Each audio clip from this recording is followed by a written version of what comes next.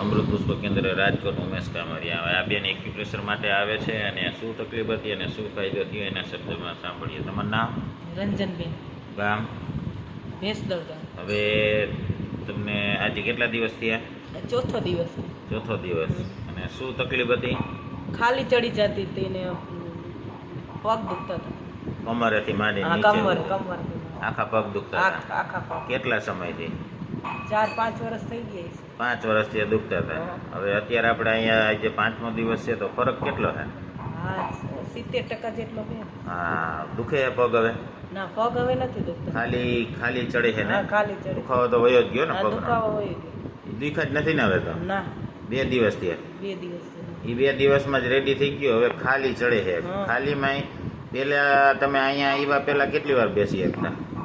પેલા 5 મિનિટ બેસી, હવે 10-15 મિનિટ બેસી હતી. હા, અને આજે અડધો કલાક. અડધો કલાક ઉપર બેસવા માંડ્યા ને હવે? ઉપર, હા. એટલો ફાયદો થયો ને? 5 મિનિટ ના બેસી શકતા. અને પલોઠી વાળીને તમે બેસતા જ નહીં ને? ના, 5 વર્ષ થયા. હા. અને હવે પલોઠી વાળીને બેહો ને કરે? હા. જય દ્વારકાધીશ. જય દ્વારકા. બીજાને શું કહેવા માંગો? આ સારું છે, આવવા જેવું છે. તમને ફાયદો થયો એટલે કહો છો? હા, હા. રેડી. હવે જય દ્વારકાધીશ. જય દ્વારકા.